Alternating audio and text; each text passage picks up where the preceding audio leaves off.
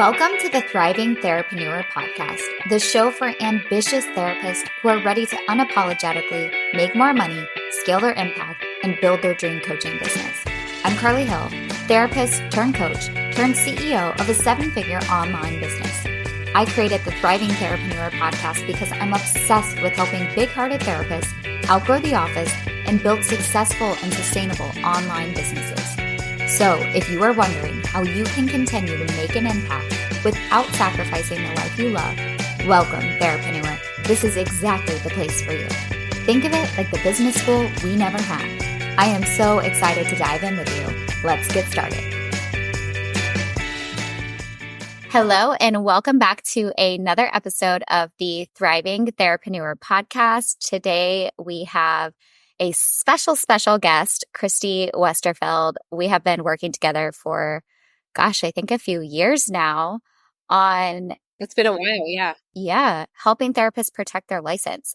So that's what we're going to be talking about today. Christy's going to drop some top tips, answer your most burning questions on how therapists can ethically, legally add coaching, because it's not as hard as you think.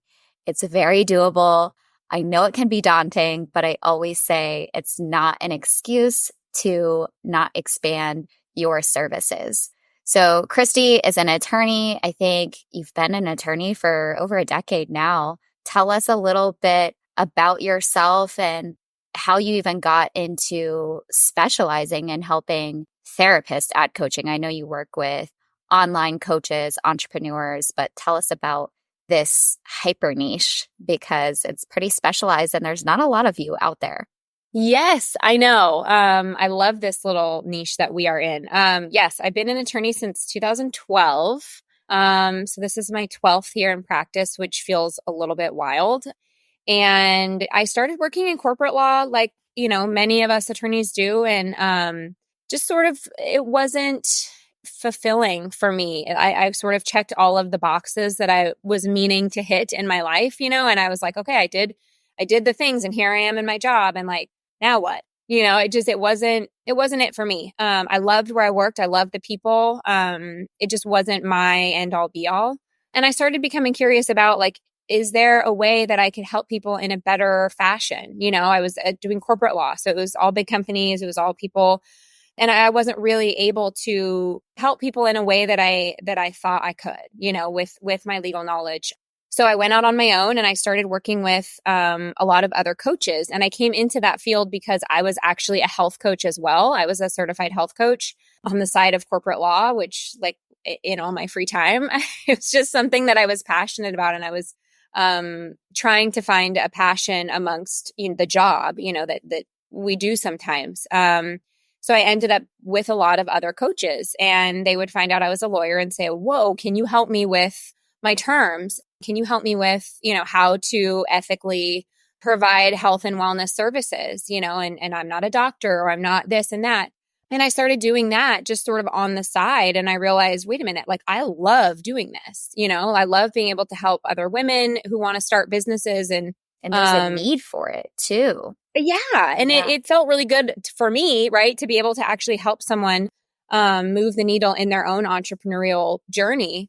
And that's really how I found the therapist and coaching world, is somebody came to me and said, okay, I'm a licensed therapist and I want to do coaching. And I was like, oh, okay. And so I really deep dove into all of the ethical requirements from a legal perspective, and started really doing a lot of trainings on it, started, reaching out to other state licensing boards and really understanding the licensing piece, because I knew all the legal pieces at that point.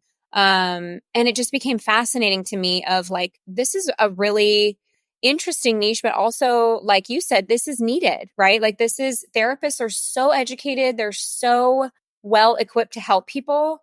Why do we put so much red tape on it to where they can't utilize their education in a more broad way, right? Like, I started becoming fired up about, like, hold on, like, there should be a better way here. And so it just worked out that I had something that could be helpful in assisting therapists with reaching a broader audience, and doing a course or writing a book or becoming a coach or adding coaching, or whatever they wanted to do. and to really help them see, as you said, that it's not a hurdle that can't be overcome, right? A lot of therapists, as you know, think it's really scary. It's daunting, right? They've just worked so hard to build their license and to build their private practice. And can I really do something else, without getting in trouble? So it was a really cool opportunity for me to serve in a different way and in a way that I was passionate about. Well, thank God, because I am so lucky to have found you, because you helped me back in the day when I was making the transition from therapist to coach, and I called you, and that's really how our relationship started was, Christy, can I do this? Like, I feel like I'm coaching already in my quote unquote private practice. I was studying the online industry, seeing all of these coaches. What do they know that we don't know? How are they so successful? How can I take all of my clinical knowledge, leverage it, impact more lives nationwide, worldwide? We have the interjurisdictional limitations with our license. And so you really helped me through that process. And of course, when I created the Therapist to Coach Accelerator, continued to guide me through the process of helping other therapists, hundreds of therapists at this point, cut that red tape and protect their license. So let's just dive in and start to riff on some of these tips on what therapists need to do when they are in that point of transitioning or adding coaching. What would you say is some of the first steps that they need to make sure that they're taking? Yeah. There's a number of different ways, that somebody could start branching out. But the things that come to mind for me are oftentimes the ones that we get the most pushback on, right? But it's really creating that different business is really where I would say it starts. And before then, really, I would say is just envisioning what it is you want to coach on, right? When you have that desire for a coaching business, as a therapist, really flesh that out, right? And I know that's what you help people do. So it's a nice transition, but what is it that you want to do, right? How do you currently serve people in your private practice? And how do you see that fitting into creating an online course or coaching people, or, what is it that you want to do? And I think that really helps people sort of see the vision of like, here's what I do in, as a therapist. How can I do this sort of, differently? Or, how do I act as a coach? And I think that's confusing for people. Yeah. Oftentimes, that's like one of the number one questions I get is like, how can I differentiate myself as a therapist and a coach? And I think to your point, it comes down to really understanding what the difference between therapy and coaching is, so you can use your clinical discernment.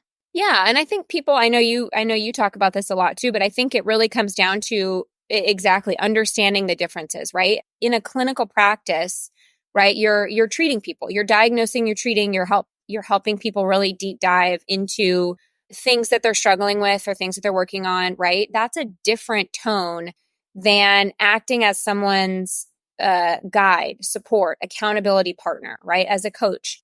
The situational, non-clinical, less severe problems. Yeah, it's someone that is objectively healthy, right? And I'm using air quotes on that because that's a term that's so subjective. But someone that is not in dire need of therapy, right? That there's someone that is, maybe they want to work on achieving a goal, right? Maybe they're struggling with something and they don't necessarily need treatment for it, but they're like, hey, you know what? I think I could make a difference in my own life by whatever, right? Developing better habits if you're in the health and wellness space, right? Or learning more about certain nutrition elements or whatever, right? Like it's someone that doesn't need treatment, but could certainly use education and support and guidance and accountability.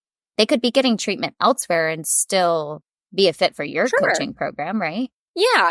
I think a lot of the confusion really stems from all of that, right? Like, how do I act as a therapist and a coach? And can I do both, right?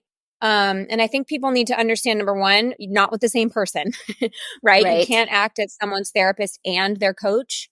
And you know this, but it's really because the overarching principle in all of this, and we'll talk about, the nitty gritty of like what to do step by step, but really the forest, right? The big picture is we don't want people to think that coaching and therapy are interchangeable. We don't want them to think that coaching is a substitute for therapy, that someone could come, to the private practice website in need of treatment, right? In need of therapeutic services and think that coaching is, oh, well, I'll just do this instead, right? Or, oh, she has an online course, I'm going to do that instead. Now, there may be an opportunity where that does make sense, but by and large, we want to protect that therapist-client relationship, right? If someone is coming to you in need of therapy, we want to protect that. We don't want someone to end up in your online course. We don't want someone to not get the help they need from you, the therapist, because they're confused about seeing all this coaching stuff, right? So we want to present ourselves to the space, to the world, very clearly and very intentionally, right? When we are a therapist and a coach. And this is why I know I get a lot of pushback on this. Sometimes you probably do too, Carly, but this is why I always recommend the businesses are separate.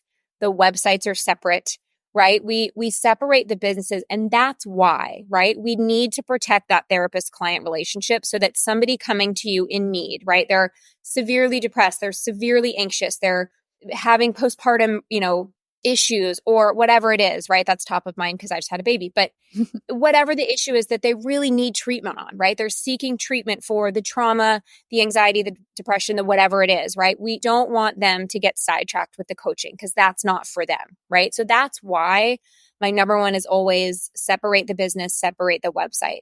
The other reason we want to separate the businesses is we don't want to give the appearance that we're practicing outside state lines, right? So we want to make sure that when we're looking at our bookkeeping, right, our revenue, the private practice is not receiving money from all over the world, right? Because in the coaching space, you're not limited geographically. You're not limited to where your license is, right? And that's part of the appeal as long as we do it right. So we don't want to give the appearance that we're just practicing everywhere in the world. We're receiving money from everyone. We're creating an issue with that. So that's why it's always my number one to create two separate businesses. Your coaching business could be a sole proprietorship. It doesn't have to be expensive, right? You can do it in a way that saves money or that doesn't spend extra money.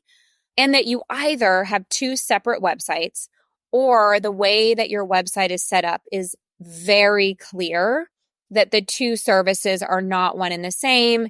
It's not an either or. It's not, oh, look, you're coming to me for therapy. How about this online course instead, right? We really need to protect that therapist-client relationship. And if there is an avenue where someone comes to you for therapy and then they end up being a good fit for coaching, that's the unusual scenario, right? We don't want to divert your private practice clients to your course. We need, again, to make sure that that's a clear and easy path for them to reach out to you for treatment, right? And that the coaching is marketed to a different audience, right? It's not, this is another thing I get pushback on all the time, right? Is people say, well, why can't I market my online course to my, email list of therapy clients, right? And it's the same answer, right? Like, is there a chance that someone could be a good fit for it? Probably. That's not your market for coaching, right? Your therapy email list or people who've worked with you as a therapist, that's not your target audience for your course, typically. Right? These are people that already see you as a therapist. They've already worked with you as a therapist, or they're going to in the future, or they may, that's how they see you. And people can't really unsee you as a therapist, right? Once they've let you in on that deep level as their therapist, right? We can't really go back from that. And then they'll see you as a coach, right? You're always going to be their therapist. And that's why we don't want people jumping buckets, so to speak, and being like, oh, you're my therapist. Now you're my coach. Now you're my therapist. Like, we need to just make a very clear line down the middle of your therapist clients stay over on the left, your coaching clients stay on the right, right? And there's very few instances where it's okay to jump between the two. Yeah. And ethically, it's considered a dual relationship as well. Like you said, they can't unsee you as their therapist. Now, here's a question for you. What if you're not actually doing coaching with them? So you have private practice and you create a psychoeducational course, but there's no coaching component. You're not doing any one-to-ones with them. It's strictly psychoeducation. Maybe you do have a coaching program and separate business entities, separate bank account, all the things to protect your license. All the things. And you're actually doing coaching with those coaching clients. And so you're not going to take private practice client and plug them into coaching business, but could you sell a la carte? Now, this is maybe not something you market openly on your website or your Instagram, etc. But say you're working with clients, you find yourself maybe repeating yourself often. You think that some of the psychoeducational components inside your coaching course could help them get faster results. Could that be something that you offer to them as long as you have in your coaching or in your private practice paperwork that you're releasing the power differential, that they don't have to purchase said product or services in order to get XYZ therapy results? You could. This stuff isn't, I mean, you know this, but it's not all black and white, right? I think that's a scenario where it could work. Again, we just want to really make sure that we're not confusing that person, right? So if they're there for therapy and they need treatment, when we're offering other thing, it's like the shiny object, right? When we're offering them, like, here's this other course, here's this other material, here's this stuff. I think there's a way to introduce it where it could work. Yes. Where we're saying, we've been working together. I'm not becoming your coach, but here's an additional resource that you may want to listen to. Let's say it's a pre-recorded course, right? Could that be beneficial for somebody in therapy? I think so, right? And it would be up to the therapist to know this client, know what the resources are. And I think it goes back to, again, just keeping that clarity around the relationship and not confusing the person, because you as a therapist and coach and, psychoeducator, you have a very clear understanding of your offerings, right? But then when you flip it over and you're the client, and let's say you want therapy, right? When someone starts introducing other stuff, we don't want to muddy the water about it, right? We don't want to say, oh, well, now me as the client, I wanted therapy with Carly, but now she's saying she offers this course. Well, maybe I need to buy this course. Well, now there's this. Maybe I need to do this. We don't want to create a scenario where they're sort of bouncing around and not quite sure where they need to be or what they're doing, So I think it depends a lot on how the courses or materials are introduced to the client, right? Maybe not like right out of the gate. Maybe people that have been in therapy with you for a while. And maybe then we want to, add one thing. Like, I think that could work as long as everyone is very clear about the relationship and we're not making it a confusing scenario where someone thinks, oh, well, now she's my coach. Or like you said, well, buying this course is part of my therapy, right? Like it needs to be presented in the right way so that they're understanding it's not just a part of the treatment. It's a separate thing that's totally optional. They don't have to do, but that it's available if they want the additional education, right? And leave it solely up to them. Make it very clear that it's education, right? That may or may not work for them, right? We have to just take a step back when we're doing any sort of non-therapy work with someone, whether it's coaching, whether it's teaching a course, speaking, anything like that, right? We have to just be aware of who we're targeting, who we're speaking to, and the limitations around that. Yeah. I always give the example, like if you have a brick and mortar therapy practice and you're selling essential oils at the front desk, right? Like you can do that, but you don't want your clients to be confused or pressured or it to jeopardize rapport or think that they need XYZ products, whether it be digital products or physical products, to actually yield results in the therapeutic services. So if you be careful about how you offer it, and if you do offer it, make sure that you have something in your paperwork that is letting them know that they don't have to purchase XYZ product or services. I would have it in the paperwork, but also make it a very clear conversation too, right? Because that person is probably in a little bit of a vulnerable state, right? They're trusting you as their therapist. They're trusting you with their treatment. They've probably told you a lot of personal things, right? And so if you guide them toward another product, exactly what you said, right? They're going to feel pressure to buy it. They're going to feel, oh, well, this is how, she's telling me to do this. So this is what I need, right? It feels a little risky if it's going to be a situation where it's taking advantage, even if unintentionally, right? Taking advantage of the relationship where the client's going to go, oh, I need, Carly's telling me I need this, so I need this. She's my therapist. So I would approach it very cautiously. I think there's scenarios where it could make sense. I do think that's probably the case. Would I suggest that as a business model? No, right? I don't think you should market non-therapy products and services to your therapy clients. Almost never. Is there a scenario where it could work? Yes, right? But I think as a general business plan, I wouldn't suggest having that as like a source of revenue. I wouldn't suggest that as a plan as far as marketing to your therapy clients. I really think it needs to be separate. When in doubt, everything The majority separate. of the time. Right, right. And you never want to jeopardize your relationship with your clients, right? As a therapist, you never want them to feel like they can't trust you or like they're being sold to. People can feel that, when they're being sold to. And you don't want someone to say, well, I really like Carly as my therapist, but now she's telling me to buy all these courses and I don't want them, or I don't know what they are. I don't quite understand. And now I feel a little icky about the relationship, right? Like we don't want to jeopardize the comfort of our patients or clients as a therapist, right? Yeah. Being For in the sake of- integrity, using our clinical discernment. And also, this goes back to what we were talking about at the very beginning, like really understanding the difference between therapy and coaching and when is the time and the place and the space for therapy, treating medical necessity. When is the time and the place and the space for coaching? Sometimes people don't need therapy and they just need a coach. Sometimes people go after coaches and they really need to be treated for medical necessity. So I always say that you're the expert, you're the clinician, you can use your clinical discernment, take the lead. Client doesn't necessarily get to choose, right? You get to Absolutely. point them in the right direction based on the assessment and what they're needing. Absolutely. Yeah, I think that that's important too, to realize you have the upper hand. Not in a negative way, but just from an educational perspective, right? Like we were saying, like when a client comes to you, they might not know if they need therapy or coaching, right? They may just say, I'm experiencing XYZ.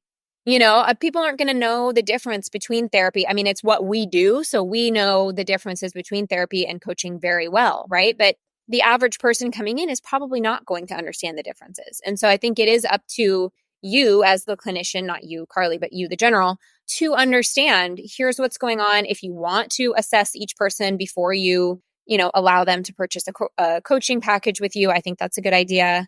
And really, really keeping that clear line about it not being interchangeable. It's not one and the same.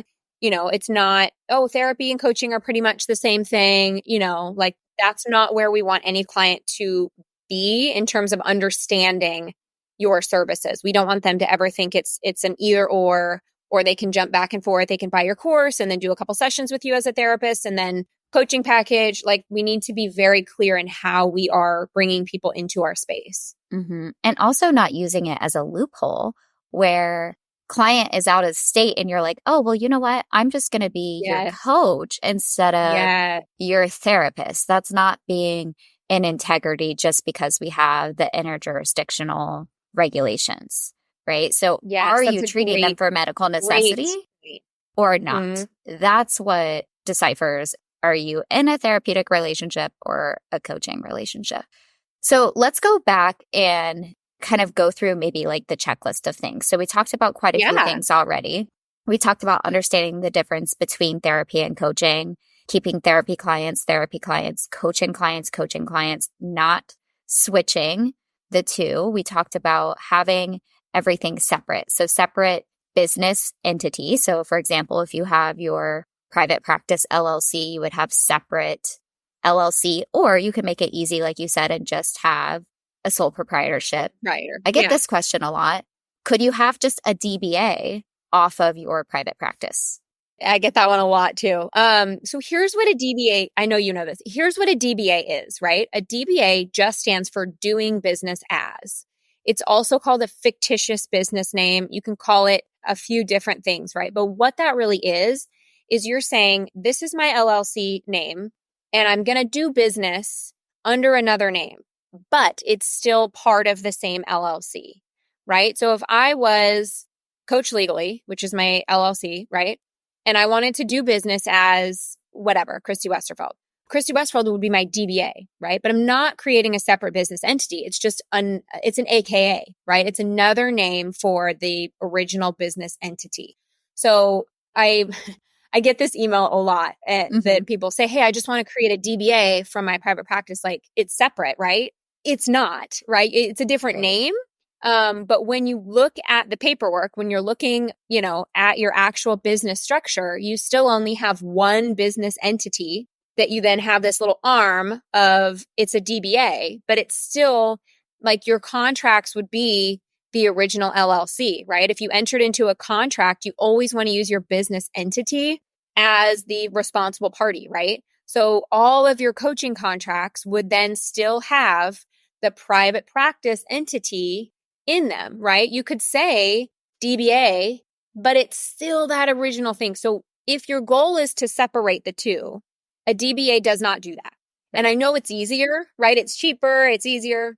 And I get the appeal, right? They're like, well, but I'm calling myself Carly's Coaching instead of Carly's Therapy, right? Like, yes, I understand that. And that does help the confusion with clients, right?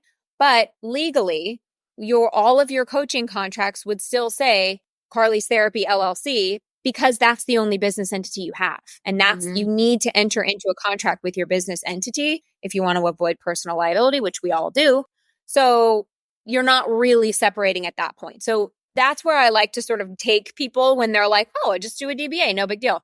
You still then are entering into all of your coaching contracts with your private practice entity, which is not where we want to be, right? So I always say no, which I feel sad about because I know people want that solution.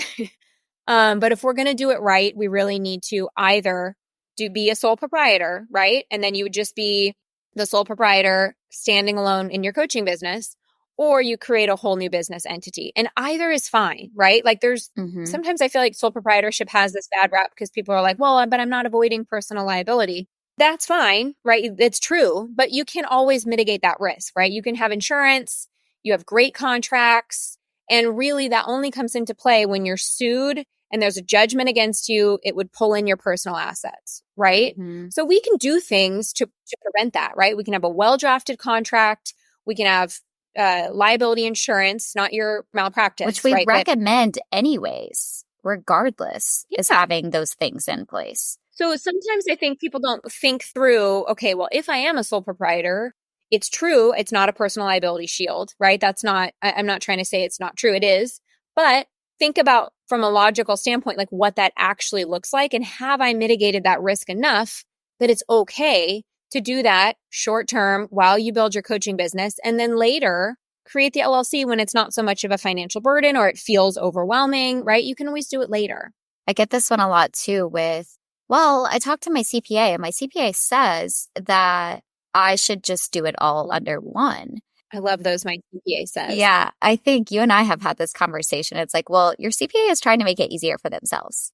We have. Right? Yeah. Everybody's always going to do what's more convenient for them, right? Does my bookkeeper love that I have two separate businesses? Probably not. I mean, I pay her twice. Right. So like, probably fine. It's two clients, right? Same with my CPA. Does it suck that I have to pay them double? Yes. But is it worth it to me to keep my two businesses separate? Because I have my law firm and I have my template business, right? Those are separate. I cannot give the appearance that I'm practicing law outside of state lines, right? I think that's also another reason, like going back to why this is so interesting and relevant to me, because I do it.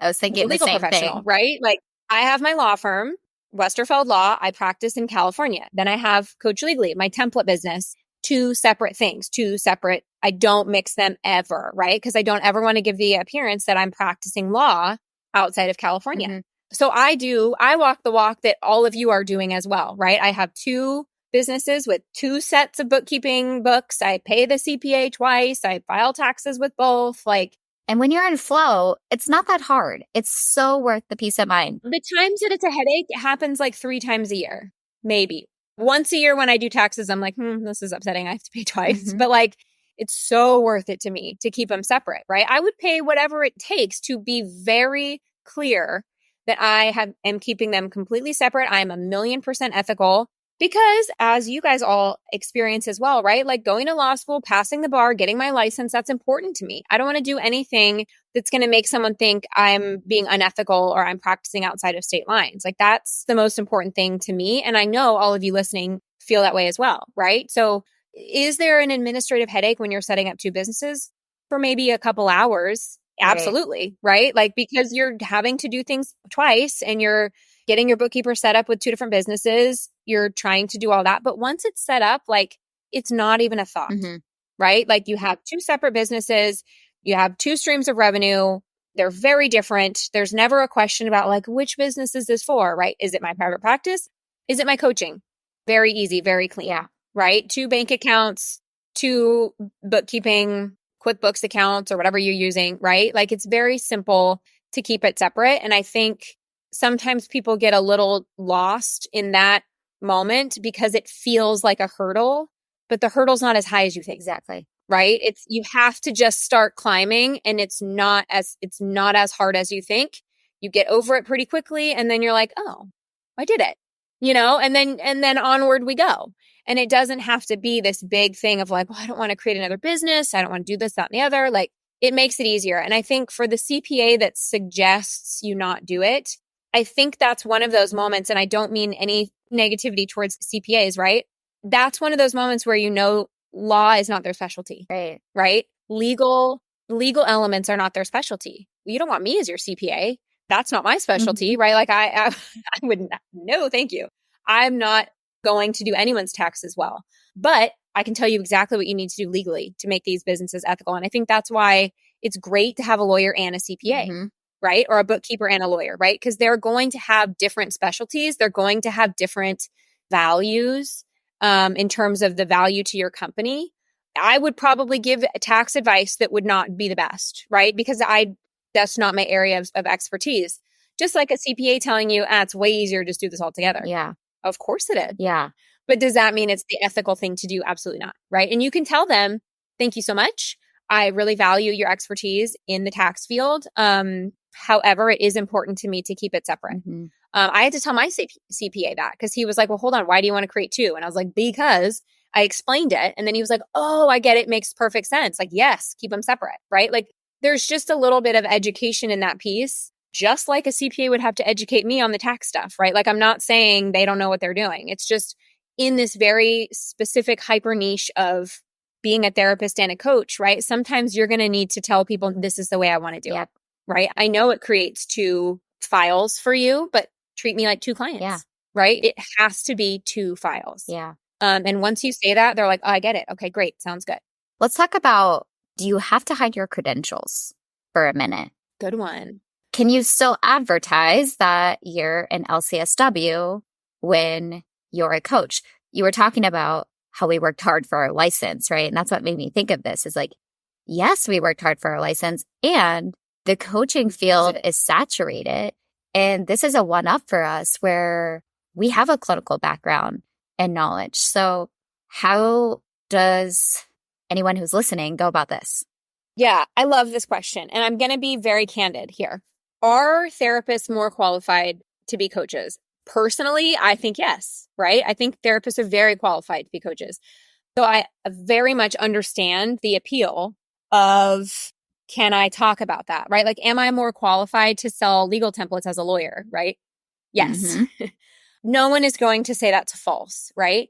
The part that we want to be clear about, and this is a little bit of getting into the weeds, but there's a reason. You don't want to market your credentials as the reason somebody should hire you as their coach. You're not saying, hire me as a coach because I'm a therapist. Right now, from a practical standpoint, is that valuable? Is it valuable that you're a therapist? Yeah, absolutely. Right. So that's why it's a little bit like, well, wait a minute. I get the sort of oddity of it, the irony of it. Right. But from an ethical standpoint, we don't want any of the marketing material to come across as saying, hire me as a coach because I'm a therapist. And that's where you want to avoid it. Now, you don't have to you don't have to lie.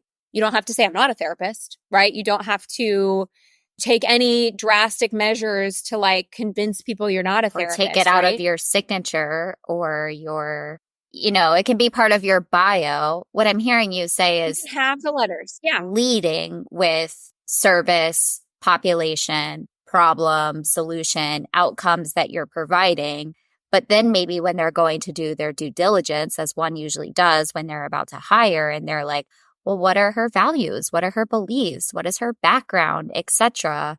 Then they would see those things. Yeah, you don't have to hide it. I oftentimes, and you know this, Carly, but oftentimes I suggest to people, instead of saying, that you have 10 years of experience as a therapist. You can say you have 10 years of experience working with people in XYZ field, right? If you're a therapist that specializes in anxiety, right? You can say, as a mental health professional with 10 years of experience in, this field, or, as an expert with this many years of experience in this, working with people with anxiety, right? You don't have to hide your experience, right? Because that's what makes you qualified in a sense, right? And again, I get the irony here because I'm telling you, don't do what is valuable. Like, I get that it's sort of like a confusing thing, but the ethical element is that you don't want to use your license to sell your coaching, right? That's where we need to differentiate ourselves and not say, because I'm a therapist, I would be a great coach. Is it true? Yes. But we can't lead with material like that. We need to just market ourselves as a coach with experience working with people with anxiety or whatever your specialty is, right? You can let people know about your experience without saying it in such a black and white way that would cause them to hire you because you're a therapist. Because that, again, then we're sort of intertwining the two, and we're selling our coaching based on our license, which is what we don't want to do. And then maybe they're confused, right? Well, do I do their therapy or do I do their coaching? They offer both, right? We don't want to confuse our clients. Exactly. Or they're going to think, oh, sweet, she's a therapist. I'm going to get a 2-for-1 here, right? I'm going to hire her as a coach, but she's also going to give me therapy treatment. So I'm going to get coaching and therapy for the price of coaching. Again, it's all about educating your audience, right? You need to come to the table as the leader of your world, right? What are you offering? You're offering therapy very clearly to these people over here. You're offering coaching very clearly to these people over here. And you don't get pushed around by people that come into your space and think, well, I want both, or I'm going to choose what I want, right? You have to stand your ground as these are my offerings. This one's not for you. Or, based on my assessment, I think you go here. I'm not going to sell you a coaching package. And that's hard sometimes, right? You're turning down a client. You're turning down money. I get that. It's kind of like going back to when somebody is outside of your state. Can you sell them a coaching package even if you think they need therapy, right? And that's on you ethically to not do that, right? Because it's not the right thing for that person in that scenario. And it goes back to you have to stand your ground behind your services and not let people decide what they want in the sense that, it's going to ethically cause a problem for you. Yeah. And I think that people will get confused, even if you're taking all of the steps to be super crystal clear. And if you're a clinician listening, know that when you get somebody on a consult call, prior to them actually signing up for services, which usually happens, whether you're doing coaching or therapy, that's going to be your time to clear up any confusion. If this is overwhelming you and you want to make sure that you're not breaking any rules or not confusing any clients, to have the peace of mind that you will have that opportunity if somebody was confused to clear it up. Let's talk about paperwork for a second. Coaching contract, because this is one of the most important things, I would say, that therapists need to have when they're adding coaching, because we are still held to our ethics. Yes. So 2 things here. Number 1, your intake paperwork as a therapist and your coaching paperwork are not the same. They cannot be the same. You cannot kill 2 birds with 1 stone in this instance. I get that a lot too, where people say, well, can I just use my intake paperwork? And it is a capital, bold, no. Giant font, no. Never. I know you want to. I know it makes it easier. I know you want to just upload one thing and have it work across the board. I feel you on that, but it's not going to work in this scenario. And that needs to be okay. Your coaching documents need to be very clearly written and very clearly outline, right, that you are not providing therapy. They need to have all of the intentional language in them around the differences between coaching and therapy, the fact that while you are a therapist, the coaching services are not therapy, do not provide therapy, are not a substitute for therapy, right? Things like you reserve the right to terminate the coaching relationship if at any point in time you decide they need or you realize that they need therapy, right? Like the paperwork here is really important, not only to protect yourself, but for the client to also understand, right? So there's various checkpoints in this relationship, like Carly was saying, right? On the phone with them or however you're talking to them. The paperwork is another way to provide that clarity to the client to make sure they're truly understanding what the relationship is and is not, right? So I would encourage you, if you're coaching with somebody, right, when you sign them up to a coaching package, you send them the paperwork and then you allow them to go through it, ask you questions. Maybe you take the initiative and say, hey, I really want to direct you to just this part where, everyone is very clear that yes, I'm a therapist. This is not therapy, right? I'm providing you with coaching, accountability, education, support, guidance, right? There's no treatment element here. We're not doing any of that. Making sure that they're really understanding the differences between the two. And then after they review the contract is when they sign it and then they pay your invoice, right? The contract has to be the offer, right? It has to give them the opportunity to understand what's going on. Mandated reporting, informed consent, right? That needs to be on there as well. Yeah. So the other things within the coaching document, right? They're going to have the same ethical obligations as some of your intake paperwork. And I know the question is coming, well, can I just repurpose my intake? Still no. Still separate. But you are going to have some of the pieces because as Carly's touching on, right, your ethical obligations follow you as a coach. And I know that's confusing, right? But it just means that within your coaching contract, you need to have some elements of informed consent, mandated reporting, things like that are part of your private practice that has been deemed, necessary to be in coaching paperwork because that follows you ethically. So it's just something to keep in mind. You need to understand it, but then it also just needs to be in your contract and that you review it with your potential coaching client, right? So I think the walk away of this is it's important to separate the businesses. It's important to separate the websites, or if you want just one website, like make it very clear that the services are separate and somebody can't accidentally divert into the course when they're wanting private practice services, right? And then I really want to land the point of the importance of the coaching contract and the paperwork there, because that is where all of your liabilities are limited.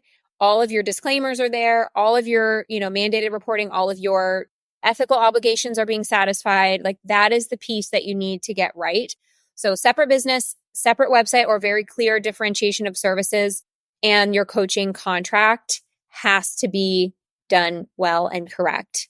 When you have those three things, you're well on your way to operating an ethical private practice and coaching business, right? You're clear on the separation of services. And then, we can talk about more of the details around marketing and things like that. But those are really the three key points, right? The separation, and then making sure that your coaching contract is well drafted. It's not just a different version of your intake paperwork. It's clear, it's well written, it's written by an attorney that knows this space, and that we have covered all of our basis in the contract so that everyone is clear on what the services are and are not. I love it. It's such a good recap. And I'm sure we could continue this conversation for forever and ever. So for anyone who's listening, just let this be a glimpse into, on a high level, overarching things that you need to do to protect your license. More importantly, letting you know that this is possible for you. If you listen to this episode and you're even more overwhelmed, just know that people like Christy and I exist to help you actually take the action steps. We're just giving you the education right now. We're giving you a glimpse of what it is. But as far as actually taking the steps, getting your actual paperwork, knowing what insurance you actually need, being that sounding board to answer your questions, we're here to support you. So thank you so much, Christy. Where can everyone find you? Yeah. So all of my documents, I have legal templates for everything we talked about. That's all at coachlegally.com. I have a specific bundle of templates for therapists who want to offer coaching. So it includes all the documents you need to offer coaching as a therapist. I also have documents for private practice, website documents, things like that you may need there. So all of that is on coachlegally.com. I'll link it in the show notes. Yeah, I have the link. Mm-hmm. Perfect. So it'll be linked below. If you want to follow me on Instagram, it's at Coach Legally. And those are really the two main pieces or main places to find me. Coach Legally for the templates, for the free resources, for the info, more education on this, and then at Coach Legally on Instagram. Amazing. Well, thank you so much. Of course. Thank you for having me. Yeah, I'm sure we will talk so soon. Awesome. Sounds good. Thank you so much for listening to the Thriving Therapreneur podcast. I hope that this episode has inspired you to reduce burnout, work smarter, and see the freedom potential you have as a therapist. We would love to have you inside the Therapist to Coach Accelerator Facebook group, where we have live trainings and cheat sheets on all things marketing, sales, and adding coaching ethically and legally. I am here cheering you on, and I'll see you around.